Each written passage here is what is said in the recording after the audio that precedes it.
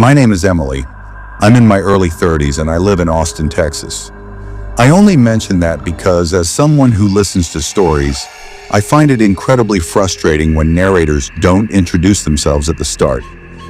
In the spring of 2018, I'd been living with a woman named Claire for 2 years. She was easily one of the most easygoing roommates I'd ever had. We met through mutual friends when I first moved to Austin and desperately needed a place to stay. Claire had an extra room but couldn't afford the rent on her own, so we decided to team up. At 27, she was just a year older than me, yet she carried this air of quiet confidence that made our modest apartment feel cozy and welcoming. Claire was creative, always sketching birds, trees, or intricate patterns in her notebook during her free time. Her artistic side extended to decorating the apartment, which gave it a warm, lived-in vibe. Plus, she wasn't into loud parties or late-night gatherings, which suited me perfectly since I worked early mornings at a cafe. Every day before heading out, I'd leave a fresh pot of coffee ready for her. It was simple, comfortable. We'd fallen into an easy rhythm. Then one day in April 2018, she sat me down at the kitchen table and told me she was heading to Peru for 2 weeks. Her eyes sparkled as she mentioned something called an ayahuasca retreat. It sounded like she was already halfway there. I didn't know much about ayahuasca at the time. It sounded vaguely like some kind of spiritual getaway, so I smiled politely and said it sounded amazing. A week later, she packed her bags and left.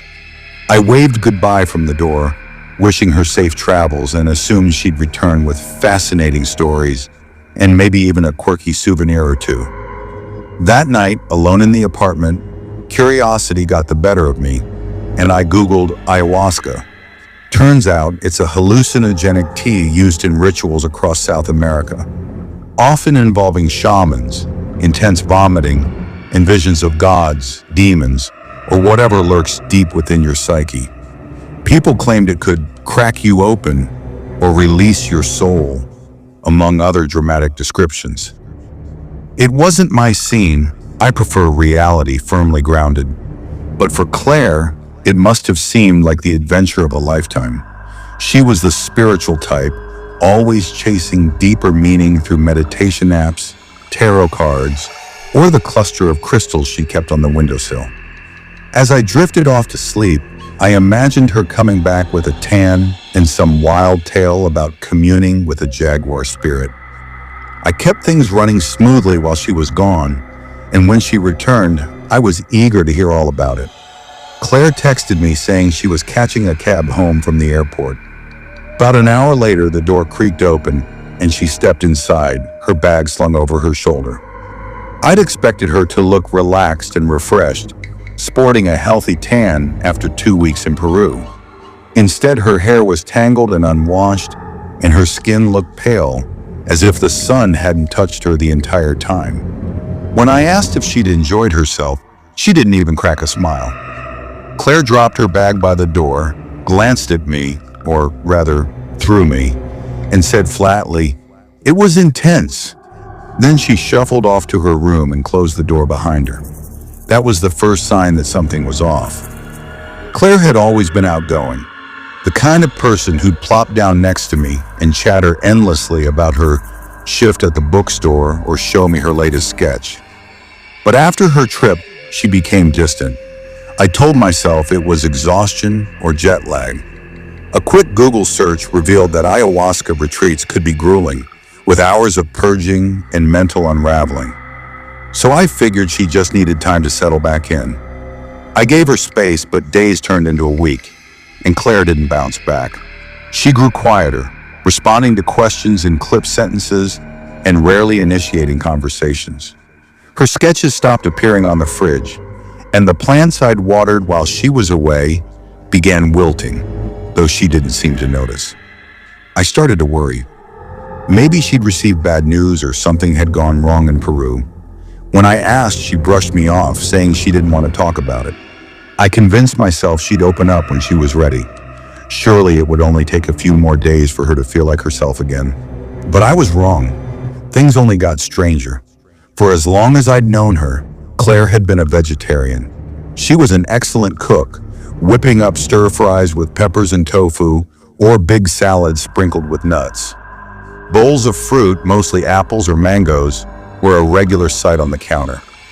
Living with her had been great because we shared a passion for healthy eating. But less than 2 weeks after returning from her ayahuasca retreat, raw beef started showing up in the fridge. The first time I noticed it, I thought, I don't remember buying ground beef. Then I realized it was hers. I gasped audibly when she shrugged and said, "Time for a change, I guess," in that same flat tone. This was so unlike Claire. And then I saw how she ate it. She didn't cook the beef. She ate it raw using her hands. She developed a habit of doing this late at night. One time I woke up around 3 a.m. to use the bathroom. As I headed back to bed, I heard the fridge door creak open. Peering around the corner, I saw the moonlight streaming through the blinds, casting grid-like shadows across the floor. There was Claire standing by the window, staring up at the moon. I froze, watching silently until she swayed slightly, at which point I bolted back to my room. The next morning, I asked again if she was okay or if there was anything she wanted to talk about. She lied, saying she was fine.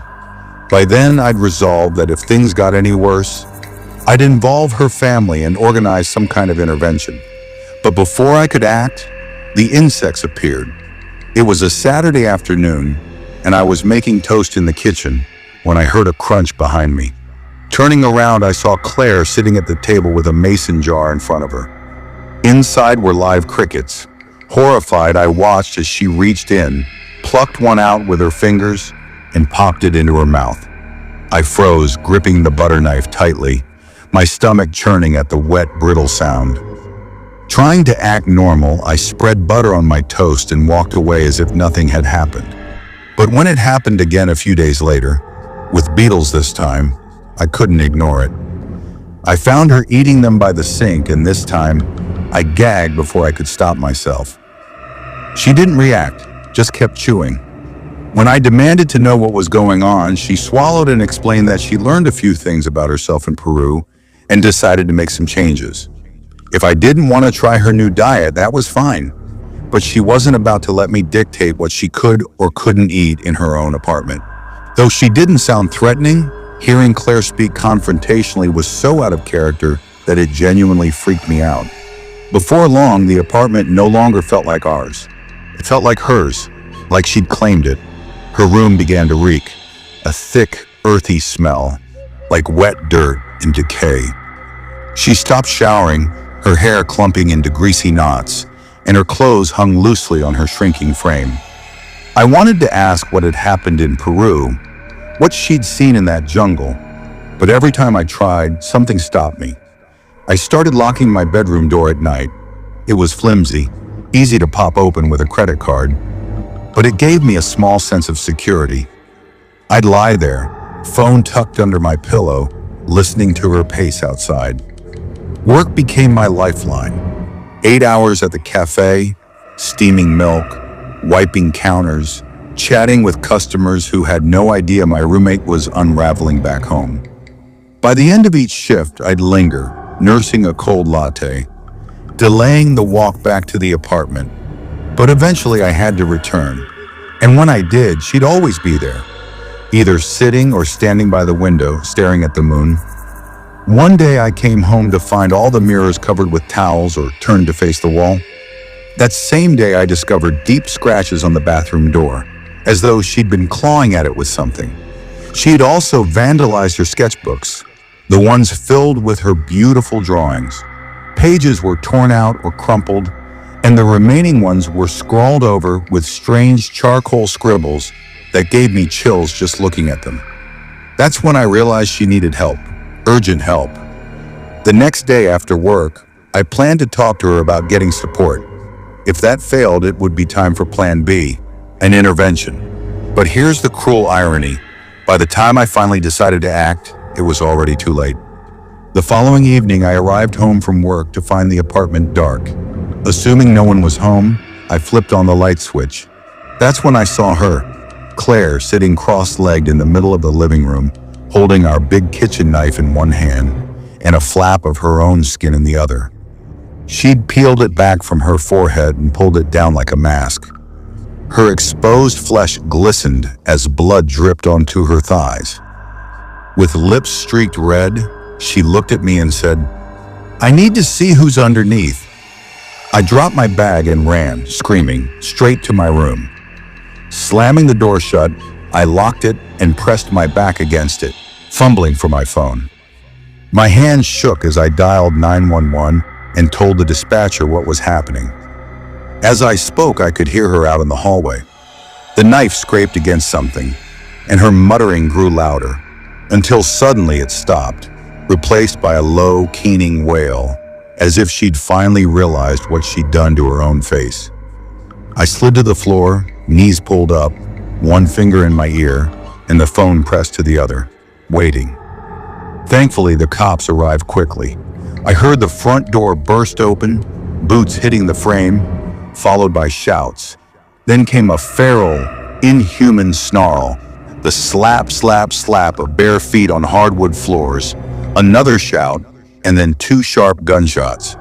The shots were terrifying, but the silence that followed was somehow worse. When I finally unlocked my door, two EMTs were zipping Claire into a body bag. Her face, or what was left of it, was turned toward me, one eye still open, cloudy and lifeless. One of the officers asked if I was okay. I nodded in the moment, but I wasn't. I was more shaken than I'd ever been in my life. I didn't stay. I couldn't. Grabbing my keys and phone, I drove to my friend Mia's place across town. She answered the door in pajamas, took one look at me, and pulled me inside.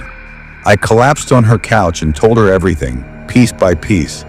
She didn't say much, just hugged me, handed me a blanket, and assured me everything would be okay. A few days later, once the police finished processing the scene, Mia, her boyfriend, and I packed up all my belongings in under an hour. The landlord didn't fight me when I broke the lease. He'd already seen the bloodstains on the hardwood. I live with Mia now. Her spare room is small, just a twin bed and a dresser, but it's mine. Sleep was tough for a while. I'd have nightmares about Claire, crickets and beetles crawling out of her open mouth before her face split open entirely. I'd wake up drenched in sweat, lying awake until sunrise, wondering what she'd seen in that jungle and what she'd brought back with her. The police called it a psychotic break, blaming the ayahuasca. I read that such episodes can happen sometimes, and I suppose it makes sense. Still, there are nights when I keep the lights on, lock my bedroom door, and check the mirror before sleeping, just to make sure it's still me looking back.